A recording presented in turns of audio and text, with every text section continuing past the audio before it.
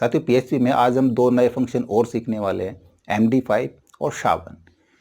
देखिए ये दोनों क्या काम करते हैं। जिस प्रकार हम दूसरे डेटा को प्रोटेक्ट कराने के लिए दूसरे फंक्शन यूज़ करते हैं, यदि आपने वो वीडियो नहीं देखे तो ऊपर आई बटन पे आपको उनका लिंक मिल जाएगा। इसी प्रकार जब हम लॉगिन कराते हैं और हम पासवर्ड टैग का यूज़ करते हैं, पासवर्ड फिल करके लॉगिन कराते हैं, तो यदि कोई हमारे डेटाबेस का एक्सेस किसी को पता है तो वहाँ से वो पासवर्ड आसानी से देख सकता है, या फिर कोई हैक करा के डेटाबेस को हमारे पासवर्ड यूजर नेम को जान सकता है।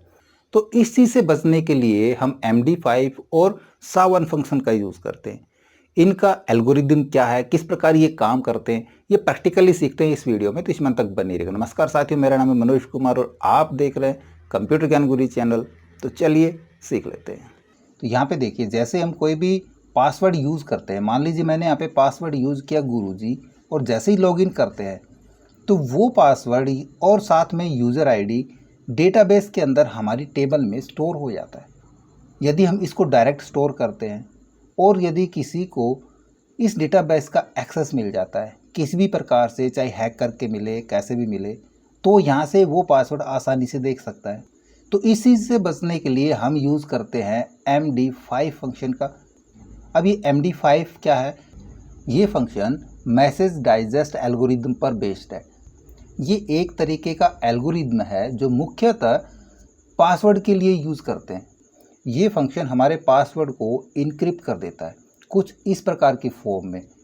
ये एक 32 करैक्टर का हेक्स नंबर होता है और इस इनक्रिप्ट फॉर्म को हम डेटाबेस टेबल के अंदर स्टोर करते हैं ताकि कोई भी हमारा पासवर्ड आसानी से पढ़ ना सके। इसके अंदर दो ही पैरामीटर यूज़ होते हैं, स्ट्रिंग और रो। स्ट्रिंग के अंदर तो हमारा पासवर्ड आ जाएगा और रो के अंदर हम दो वैल्यू स्टोर करा सकते हैं, एक ट्रू और फॉल्स। फॉल्स इसकी बाय डिफ़ॉल्ट वैल्यू होती है, हम फॉल्स लिखें या ना लिखें। यदि हम फॉल्स लिखते हैं या नहीं लिखते हैं तो ये दोनों स्थिति में हमारे पासवर्ड को हेक्स नंबर में कन्वर्ट कर देता है। और यदि हम ट्रू वैल्यू का यूज़ करते हैं तो ये उसको एक 16 डिजिट के बाइनरी फॉर्मेट में कन्वर्ट कर देता है, उसका एक बाइनरी फॉर्मेट बना देता है, जो बाइनरी फॉर्मेट लगभग इस प्रकार का होता है। और इसी प्रकार काम करता है SHA-1 फंक्शन। ये भी सेम इसी प्रकार काम करता है, ये भी हमारे पासवर्ड को इनक्रिप्ट कर देता है, लेकिन इसके एल्गोरिदम में थोड़ा सा फ़र्क है। इसका algorithm US secure hash algorithm 1 होता है और वैसे इसको MD5 से ज़्यादा सिक्योर माना जाता है। क्यों माना जाता है भाई इसको ज़्यादा सिक्योर? क्योंकि ये उस पासवर्ड को इनक्रिप्ट करके उसको 40 करैक्टर का एक हेक्स नंबर बना देता है। यदि इसके अंदर हम ट्रू वैल्यू पास कराते हैं, इसमें भी दो ही पैरामीटर होते हैं, स्ट्रिंग और रो।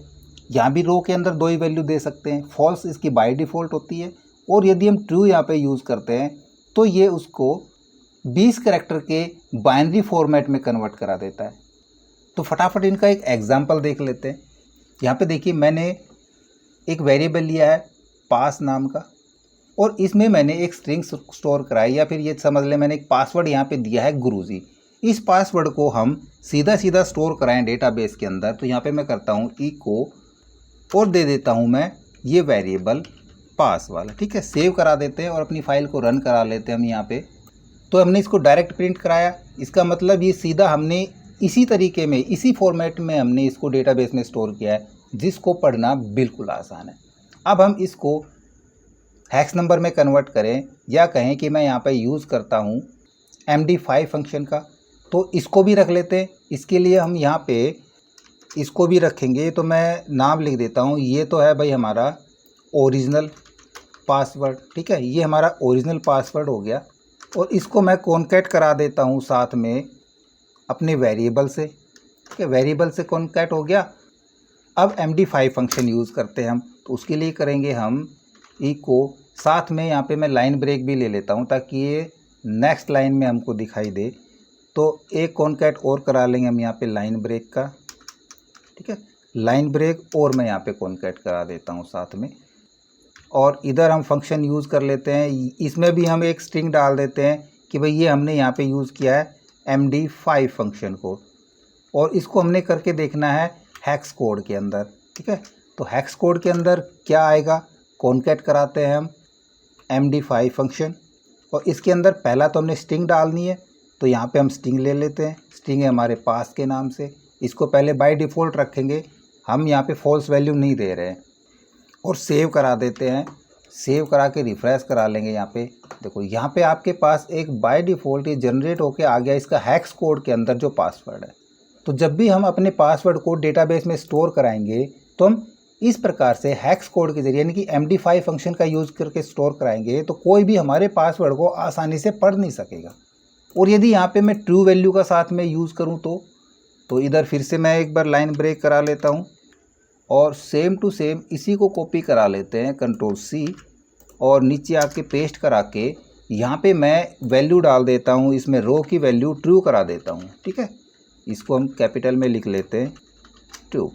सेव कर देंगे तो ये क्या काम करेगा, ये उस पासवर्ड को बाइनरी डिजिट में कन्वर्ट करवा देगा। यहाँ पे मैं करवा देता हूँ बाइनरी ताकि आपको पता चल जाए। ठीक है, सेव कर देते हैं। यहाँ पे आके हम रिफ़्रेश करा लेंगे।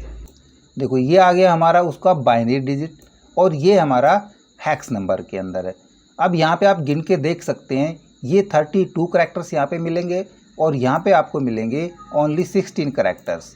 अब एक और जानकारी मैं यहाँ पे दे दूँ कि आप अब ये सोचोगे ये 32 करैक्टर हैं, हमने पासवर्ड ये लिखा है, यदि मैं यहाँ पे एक और करैक्टर डाल दूँ, हमने ये इतना बड़ा पासवर्ड डाल दिया, उसके बावजूद भी ये यहाँ पे 32 करैक्टर ही रहेंगे और यहाँ पे ये 16 डिजिट ही रहेंगी।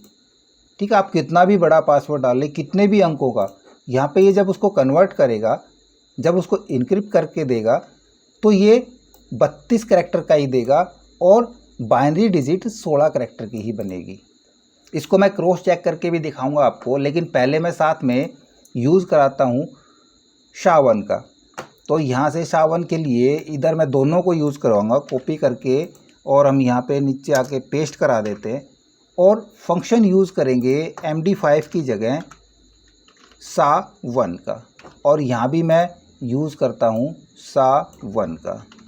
इधर भी इनके नाम लिख लेते हैं, इसको मैं SHA-1 करा देता हूँ और इसको भी मैं SHA-1 करा देता हूँ ताकि आपको दोनों चीज़ें अलग अलग नज़र आए, दोनों नहीं बल्कि चारों अलग अलग नज़र आ जाएं।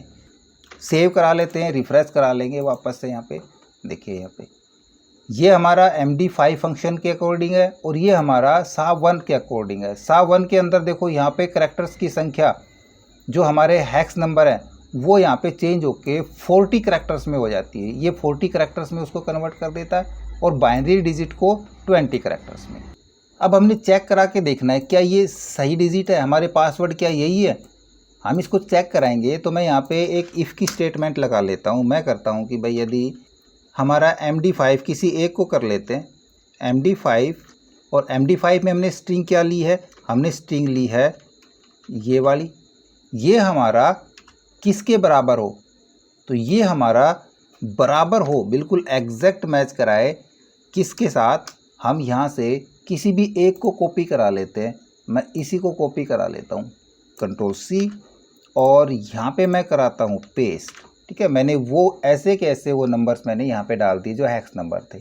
इसके बराबर हो तब हमारा क्या रिज़ल्ट आ जाए, तब हमारा रिज़ल्ट आ जाए पासवर्ड मैच, यानी कि ये दोनों अगर बराबर हैं, ये पास, ये गुरुजी कंप्यूटर, ये और ये जो हमने हैक्स नंबर लिए हैं ये, यदि ये दोनों बराबर है तो मैच आ जाए, अब बराबर ना हो तो कुछ भी ना आए। सेव करा देते हैं, यहाँ पे रिफ़्रेश करा लेंगे वापस से। ये हमारा एरर आ गई, अनएक्सपेक्टेड एरर। यहाँ पे इधर हम यूज़ करते हैं सेमीकोलन का। सेव करा के वापस से यहाँ पे रिफ़्रेश करा लेते हैं अपने पेज को। देखो यहाँ पे क्या दिखा रहा है, पासवर्ड मैच, यानी कि ये जो हेक्सा नंबर थे ये वाले और ये हम जो पासवर्ड भरा है ये दोनों बराबर है।